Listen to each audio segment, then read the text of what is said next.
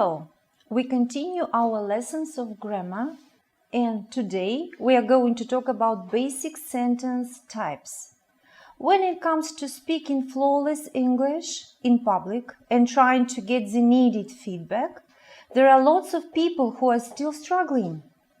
They are facing different challenges that have hindered how they effectively communicate to their target audiences over the course of time.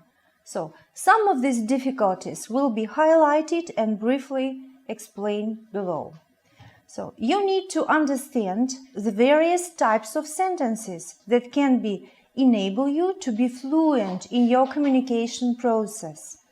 There are various types, with each of them being expected to be used under specific circumstances. This is the major challenge that is being faced by speakers and writers in recent times.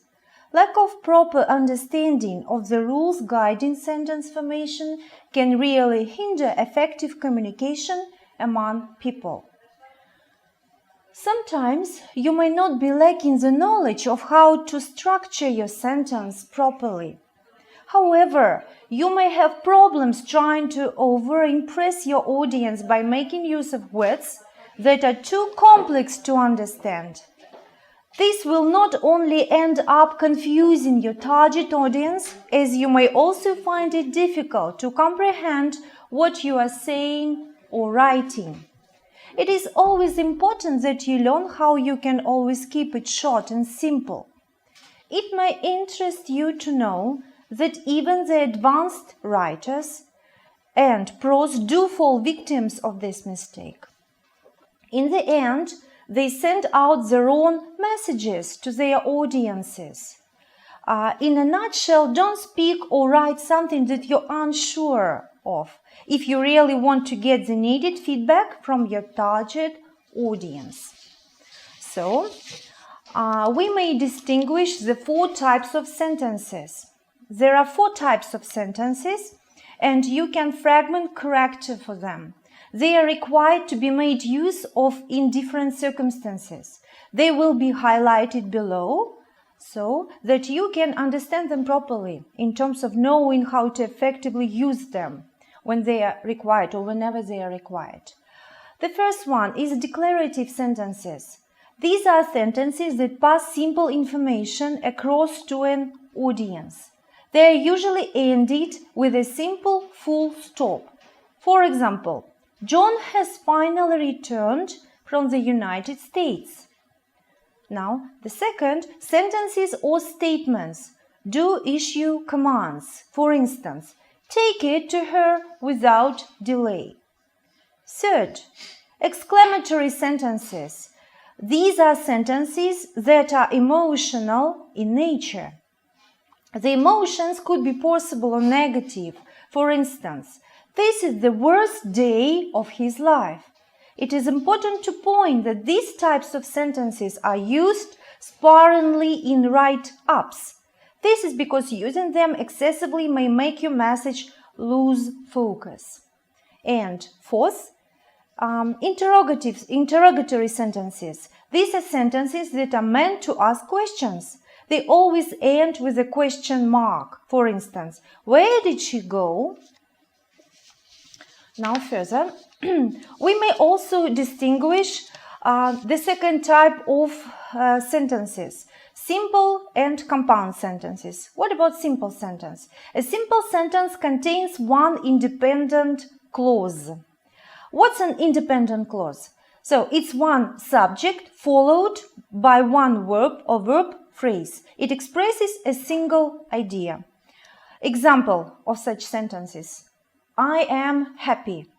Robert doesn't eat meat. My brother and I went to the mall last night. This new laptop computer has already crashed twice. Notice that a simple sentence isn't necessarily short, so it can be long. The subject can be a single word like I, or Robert, or children, or it can be a double subject like my brother and I, or it can be multiple words describing a single person or object like this new laptop computer.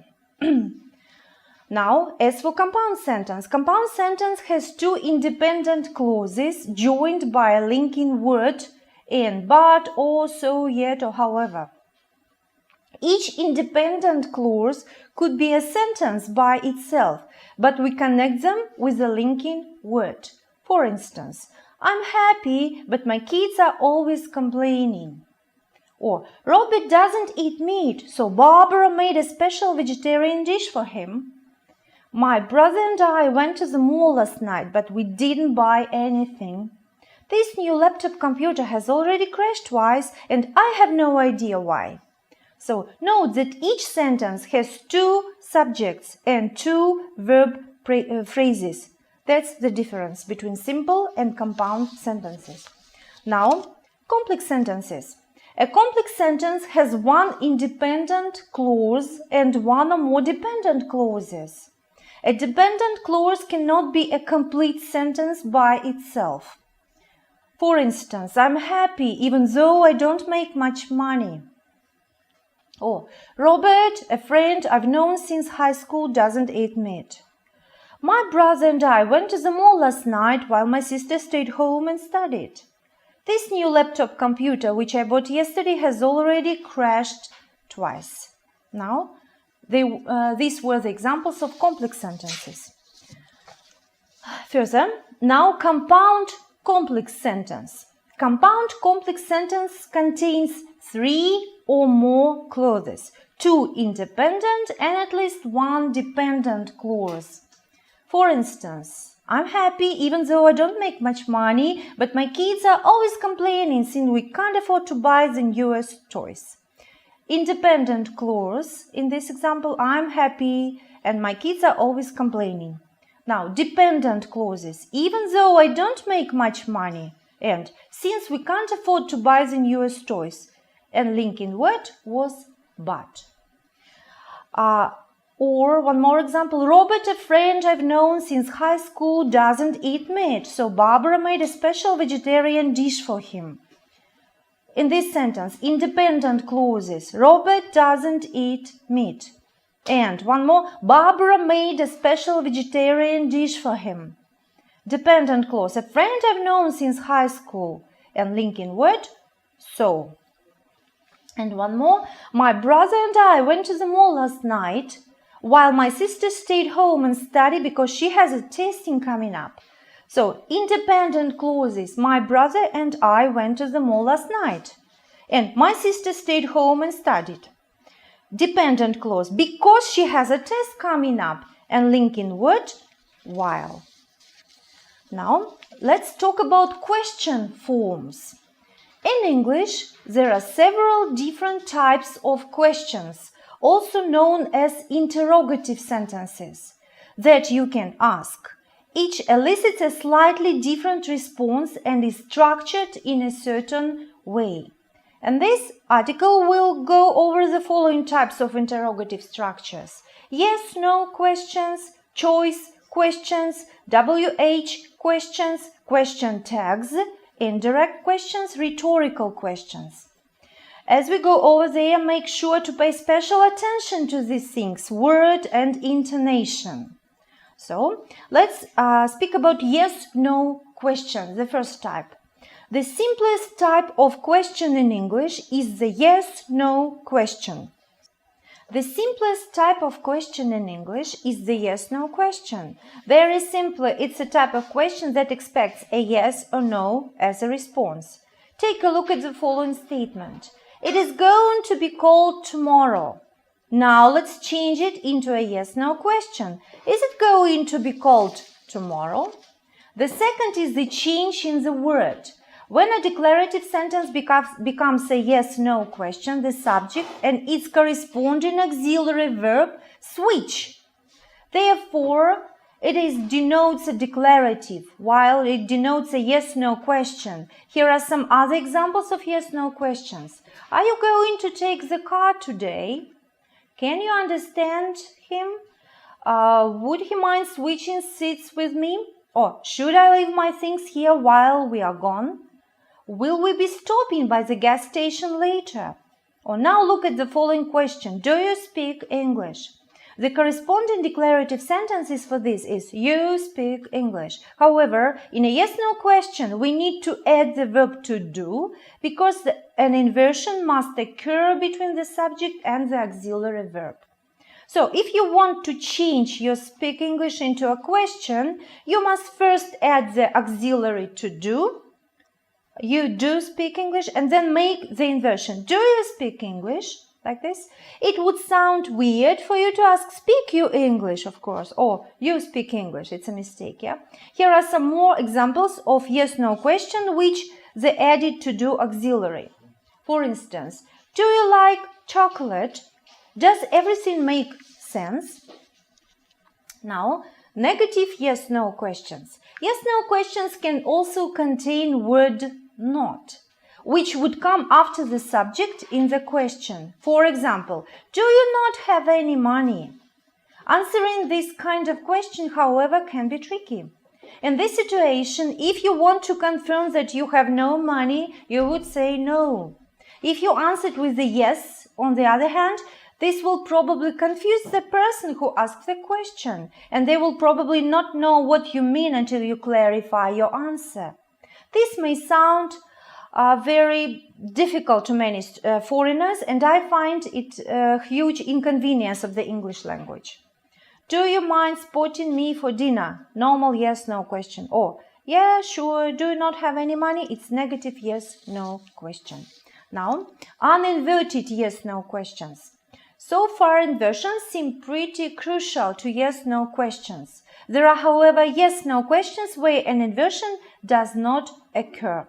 What are you doing this summer? I'm going to Brazil. Wait, you're going to Brazil? My friend's gonna be there too. Oh, no way. In this situation, speaker A is asking a question not because he wants information, but because he is confirming something he just heard out of surprise. You could still respond to this type of question with a yes or no, but it's not necessary unless the speaker is trying to confirm that they heard something correctly. For example, if you think you misheard a piece of information, you can restate it in the form of a question as a sign that you didn't hear it very clearly. What are you doing this summer? Speaker B, I'm going to Brazil. Speaker A, wait, you're going to Brazil? Speaker B, yeah. And A answers, oh, that's so cool. Now, choice questions and WH questions. A type of question that builds off from yes-no question structure is the choice question, which asks the other person to choose between two presented options. Yeah? These options are connected using their conjunction or they are called alternative questions. Do you like chocolate or vanilla better? Are you going to drive or do you want me to? Another way to ask a choice question is to ask a WH question followed by stating two or more options. We will get into more detail about WH questions. Which do you like better, chocolate or vanilla? What do you prefer, that I drive or that you drive? Which way is it pronounced? A WH question can expect any kind of information as a response. WH question begins with WH words, which signifies that the speaker is asking a question. For instance, who asks about a person. Whose asks about possession. Whom, variation of who depending on its case. What asks about the thing, something, sometimes a quality. When asks about a time. Where asks about a place. Why asks about a reason. How asks about a method or quality. Which asks about a small set of choices. Now question tags. Question tags, sometimes called disjunctive questions, are small questions that appear at the end of sentences to seek confirmation from the other person. In other words, they expect the answer to be yes and are thus a sort of variation of the yes-no question. You might know this type of function from other languages like Korean or Japanese, where question tags are represented through attached verb endings. In English, question tags are separate phrases that come at the end of statements in several forms. Here are some examples. You're old enough to drink, aren't you? The president of the company retired last year, didn't he? I should probably apologize, shouldn't I? Another common question tag is the word right. It as well as any word that can be used to seek confirmation can be considered a question tag. You're old enough to drink, right? It's going to be a long car ride, Brian's gonna be covering your shift tomorrow, yeah?